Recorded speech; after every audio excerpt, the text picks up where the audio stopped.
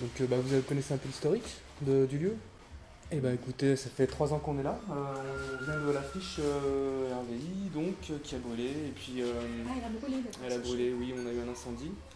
2 ans avant la fin d'échéance du bail qui nous tenait avec la ville. Et puis donc on est là depuis 3 ans, un peu en urgence.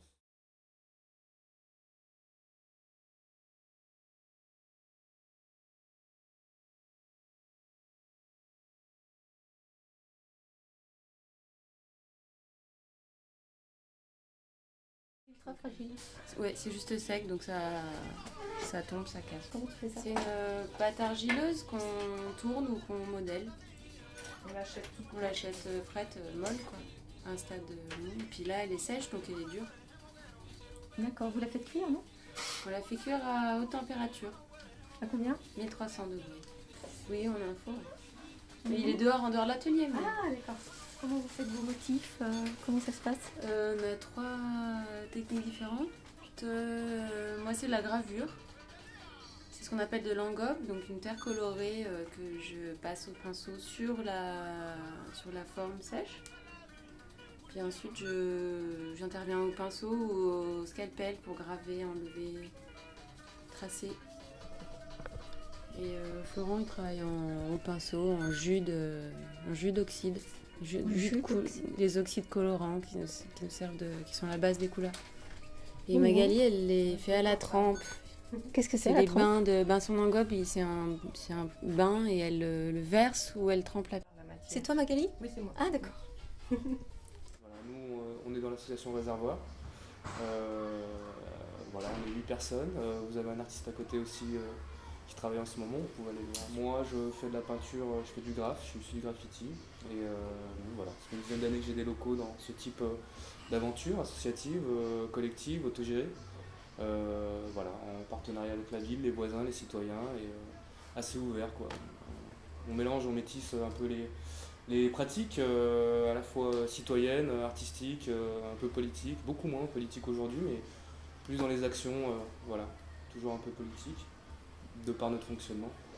Voilà, donc ici vous êtes dans un atelier de 2 personnes, moi, on a 14 mètres carrés chacun, on n'a pas de parents entre nous, donc je peins la bombe. Bon bah là c'est des recherches et des boulots fait en atelier, donc bah, c'est pas vraiment ce que je fais dehors, mais ça, voilà, il y a toujours un peu de bombe dedans. Je suis autodidacte, donc voilà, mon outil, mon tuteur, c'est la bombe de peinture, et bah, je mets ce que j'ai sous la pâte, de la peinture en bâtiment, de l'acrylique, voilà, sur différents supports. J'essaie de garder les choses un peu propres malgré tout, donc voilà, c'est des recherches.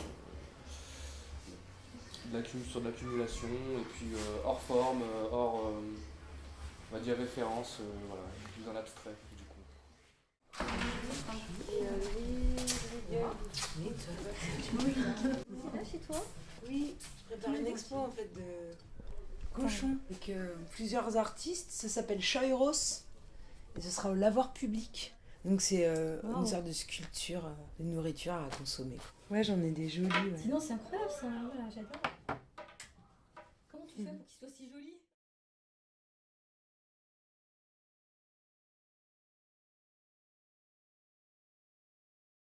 Ça, c'est des marionnettes que je fabrique dans le tilleul. Je sculpte au cutter, comme une grande dame m'a appris. Elle m'a appris à sculpter. C'est Renette Gonnet, elle est à Auxerre, elle fait que de la marionnette à fil.